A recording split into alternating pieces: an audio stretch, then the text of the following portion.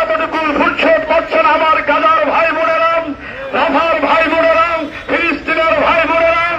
আমরা প্রতিনিয়ত দেখছি তাদের বৃষ্টির ফোঁটার মতো গায়ে থেকে রক্ত পড়ছে, বোমার আঘাতের ছিন্ন বিচ্ছিন্ন হয়ে যাচ্ছে। আর কত লাশ দেখলে, আর কত রক্ত দেখলে এই মুসলমানের কলিজায় জিহাদের তামান্না আসবে। আমাদের যার যেখানে যে অবস্থানে আছি সেখান থেকে তা প্রতিহত করি, তাদের সমস্ত পণ্য বয়কট করি। পাশাপাশি আমরা ফিলিস্তিনি ভাইদেরকে সাহায্যের জন্য হাত বাড়িয়ে দিই, তাদের জন্য দোয়া করি, তাদের জন্য সংহতি প্রকাশ করি এবং আমাদের বিশ্বাস ফিলিস্তিন থেকে এই গোটা দুনিয়াতে ইসলাম কায়েম হবে ইনশাআল্লাহ। ইসলামকে নিভিয়ে দেওয়ার জন্য মূলত আল্লাহর এই গোলামদেরকে নিভিয়ে দেওয়ার জন্য যারা রক্ত ঝরাচ্ছে তারা চিরাই নিশ্চিন্ন হবে, সেই প্রত্যাশা আল্লাহর কাছে রেখে সেই সাহায্য আল্লাহর কাছে কামনা করে আজকে আমরা যারা এখানে সময় দিয়েছি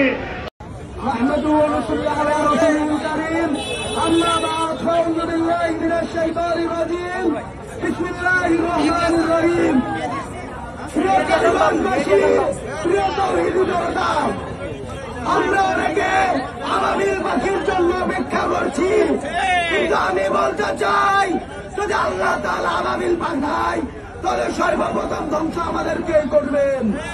আমরা 200 কোটি মুসলমান আমাদের ভাইদেরকে বাঁচাতে পারছি না, তাহলে যদি আল্লাহ তাআলা সরাসরি সাহায্য পাঠান তাহলে সর্বপ্রথম আমাদের মুসলমানদেরকে ধ্বংস করে তারপরে ইহুদিদেরকে ধ্বংস করবে। এজন্য আমি এখান থেকে বলতে চাই, হে প্রিয় মুসলমান ভাই ও বোনেরা, মুসলমান হওয়ারও দরকার নাই। আপনি মানুষ হয়ে থাকেন তাহলে ইসরায়েলের হামলায় গাজায় শিশুদের রক্ত দেখে আপনার মানুষত্ব বিবেক যদি থেকে থাকে তাহলে আপনার জাগ্রত হওয়া উচিত।